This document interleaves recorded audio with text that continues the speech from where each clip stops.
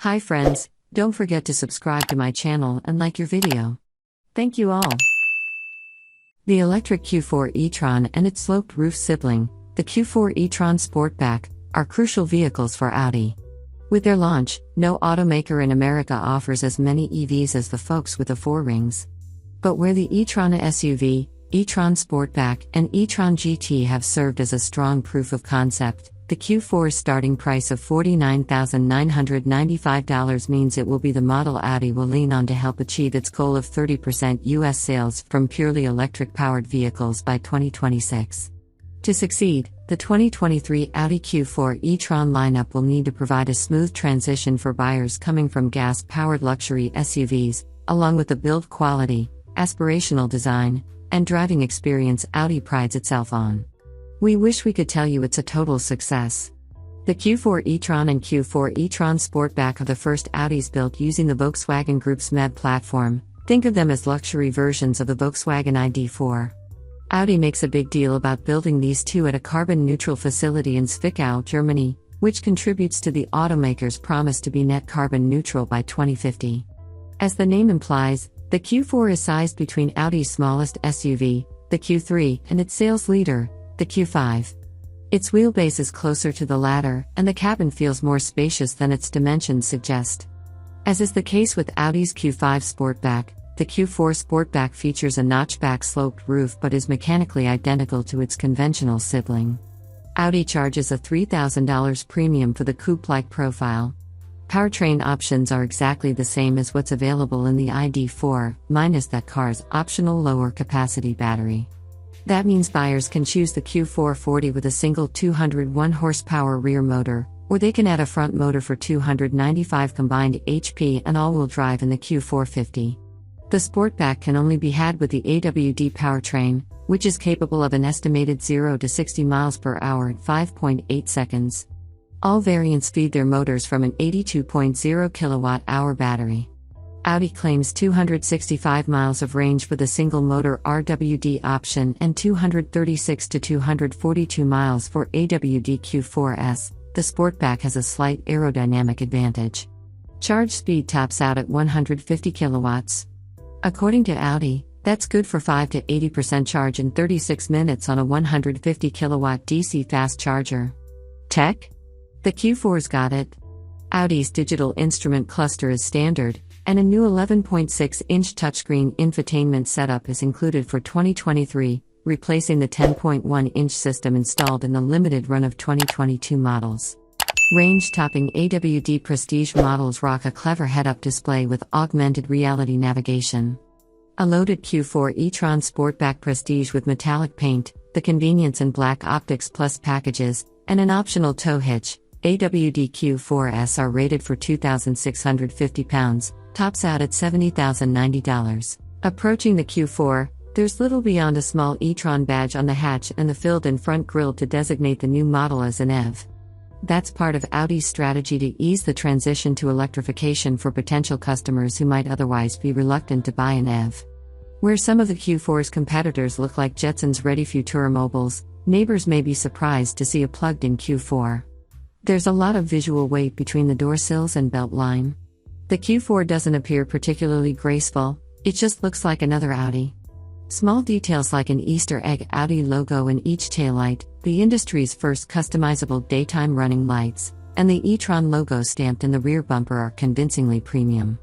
We'll share more of our thoughts on the cabin in an upcoming interior review, but if you've sat in any Audi recently, the Q4's cabin is what you'd expect and is much more usable than that of the ID.4. The infotainment is responsive and well laid out, materials feel high quality, and with the exception of some cheap plastic bits, fit and finish is excellent. There's a lot of space in the rear, too, but if you plan on carrying 6-foot adults behind you, you'll probably want to skip the Sportback's lower roofline. As for the drive, the Q4's electric powertrain is everything you'd hope for. Immediately responsive power delivery provides a jolt off the line if you whack the go pedal, but it offers a strong, gentle stream of power at speed to maximize passenger comfort. The powertrain appeases EV newcomers with an impression of an impossibly smooth gas engine. Audi's navigation is among the few factory systems worth using, with easy inputs, clear directions, and quality satellite imagery on the infotainment screen and in the digital instrument cluster. Although we don't love the controls of the adaptive cruise system, positioned on a short stalk behind the bottom left quadrant of the steering wheel, the system brakes and accelerates naturally without fail. The rest of the driving experience is where the Q4 E-Tron starts to stumble. Audi fits its new electric SUV with a progressive steering ratio that intends to provide minimal effort maneuverability turning at full lock while parking, but quicker steering off-center for small steering adjustments on the highway and less shuffling of hands driving a curvy road. In the real world, the same amount of steering input resulting in different amounts of steering angle feels unnatural and difficult to predict. We found ourselves making constant adjustments mid-corner, and although progressive steering succeeds in its dual personality mission, it's better on paper than in practice. Steering isn't the only input that needs attention. There are a couple inches of squish in the brake pedal before the driver feels any bite.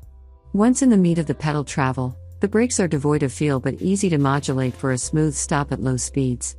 We did, however, encounter a couple situations that required heavy braking and found ourselves needing to apply more brake force than we initially thought.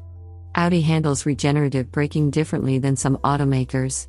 There is no one-pedal drive mode, and even the highest regen setting requires frequent use of the unintuitive brake pedal.